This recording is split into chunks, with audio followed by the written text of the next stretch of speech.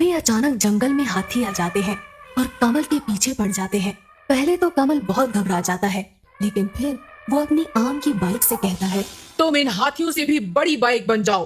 और अगले ही पल कमल की आम की बाइक उस हाथी से भी बड़ी हो जाती है। शहर से थोड़ी ही दूरी पर जंगल के पास एक किसान रहता था। उस किसान ने अपने खेतों के पास ही अपना घर बना रखा था। सारे खेतों में बस आम की फसल उगा करती थी। उसे आम बेचकर बहुत ज्यादा आमदनी होती थी और वो शहर जाकर सारे आम थोक में बेच आता था।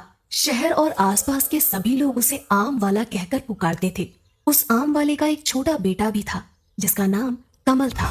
कमल शहर में रहकर नौकरी करता था और जब कभी भी उसका मन होता था तो वो अपने पिता के घर आ जाता था, क्योंकि शहर से उसका घर बस थोड़ी ही दूरी पर था।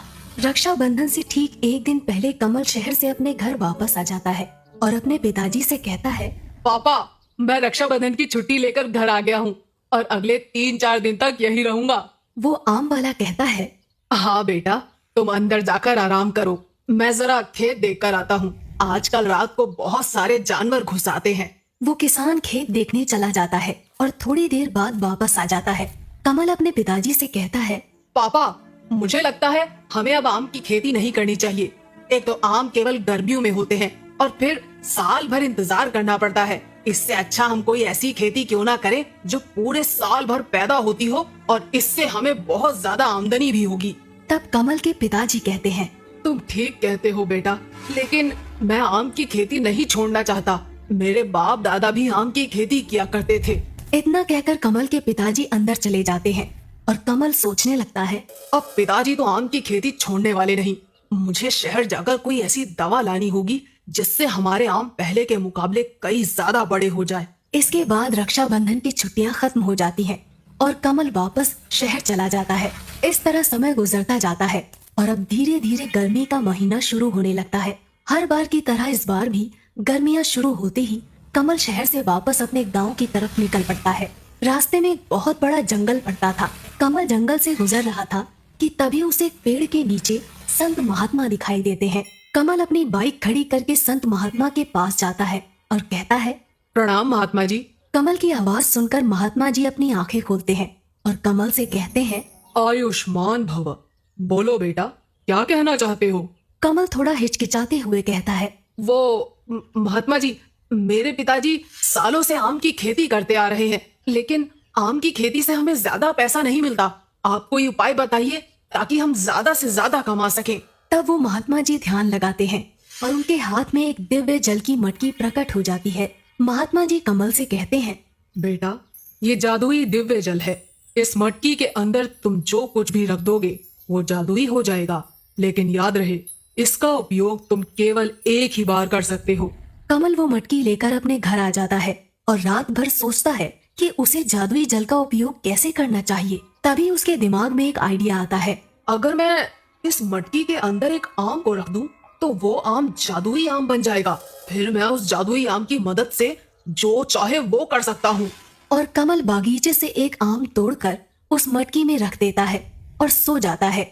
अगली सुबह जब कमल सोकर उठता है तो उस मटकी का दिव्य जल गायब हो जाता है और उसके अंदर वो आम ज्यों का त्यों रखा हुआ था। कमल को महात्मा जी की बात याद आ जाती है, इस जादुई दिव्य जल का उपयोग तुम केवल एक ही बार कर सकते हो। कमल उस आम को मटकी से बाहर निकालता है और अब वो आम जादुई आम बन चुका था। कमल उस जादुई आम को हाथ में लेकर कहता है, मुझे एक बहुत बड़ा आम चाहिए। और देखते ही देखते वो छोटा सा आम एक बहुत बड़ा आम बन जाता है जो कमल से भी ऊंचा था। ये देखकर कमल की खुशी का ठिकाना नहीं रहता और वो खुशी से नाचने लगता है।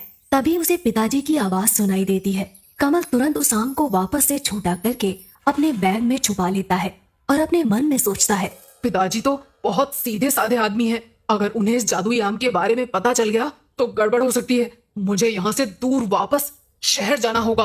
और अगले ही दिन कमल शहर जाने लगता है, लेकिन इस बार वो पैदल शहर को जा रहा था। ये देखकर कमल के पिताजी कहते हैं, बेटा कमल, क्या बात है, इस बार तुम अपनी मोटरसाइकिल नहीं लेकर जा रहे हो क्या? तब कमल कहता है, नहीं पिताजी, मुझे अब इस मोटरसाइकिल की जरूरत नहीं।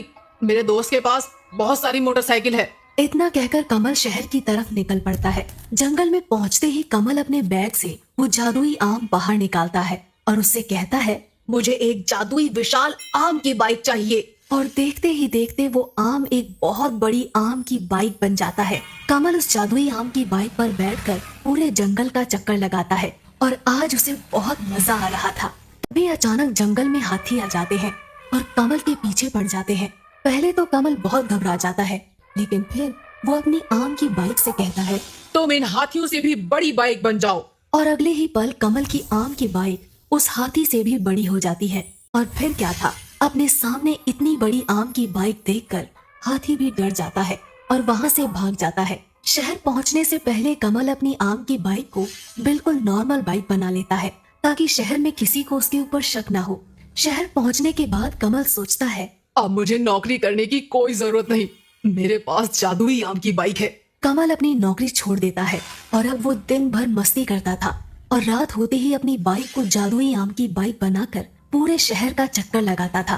कुछ दिनों तक इसी तरह चलता रहता है, लेकिन एक रात को कमल को उसका दोस्त देख लेता है और कहता है, अरे बाप रे, इतनी बड़ी आम की बाइक! अब मैं समझा कमल के पास इतना सारा पैसा आ कहाँ से रहा है। आजकल इसकी इतनी अकड़ बढ़ गई है, इसे सबक सिखाना ही पड़ेगा। अगली सुबह होते ही कमल का वो दोस्त कमल के पास पहुंच जाता है और उससे कहता है, अरे भाई, तुम तो हमें भूल ही गए। तब कमल कहता है, नहीं नहीं यार, ऐसा कुछ नहीं है, बस टाइम नहीं मिला इसलिए तुमसे मिल नहीं पाया। तब कमल का दोस्त कमल से कहता है, अरे बाप रे, हाँ कोई बात नहीं, आज तुम्हें मेरे साथ चलना ही होगा। हम दोनों रात को सिनेमा देखेंगे। कमल रात को सिनेमा जाने के लिए तैयार हो जाता है। रात होते ही कमल और उसका दोस्त सिनेमा घर में पहुंच जाते हैं और सिनेमा देखने लगते हैं। तभी कमल का दोस्त कमल से कहता है, तुम सिनेमा देखो, मैं बस अभी आता हूँ 5 मिनट में। इतना कहकर कमल का दोस्त वहाँ से चला जाता है और कमल सिनेमा देखने में व्यस्त हो जाता है। कमल का दोस्त तुरंत अपनी गाड़ी से कमल के रूम पर पहुँच जाता है। वहाँ उसकी बाइक खड़ी हुई थी। अच्छा, तो ये है वो विशाल आम की बाइक। इसी की वजह से आजकल कमल बहुत भाव खाने लगा है। आज मैं इसका किस्सा ही खत्म कर देता हूँ। इसके बाद कमल का दोस्त पेट्रोल डालकर कमल की बाइक में आग लगा देता है और देखते ही देखते उसकी बाइक जलकर राख हो जाती है। कमल का दोस्त वापस कमल के पास सिनेमा घर में पहुँच जाता है। 1 घंटे बाद सिनेमा खत्म हो जाता है और दोनों वापस अपने अपने घर की तरफ निकल पड़ते हैं। कमल जब अपने रूम पर पहुँचता है तो देखता है कि उसकी बाइक जलकर राख हो चुकी थी। वो रोने लगता है और कहता है, मेरी जादुई आम की बाइक ये तो जल चुकी है और मैंने तो नौकरी भी छोड़ दी है। अब फिर से नौकरी करनी पड़ेगी। इसीलिए कहा जाता है कि चाहे जो कुछ भी हो, हमें अपना कर्म छोड़कर आलसी नहीं बनना चाहिए।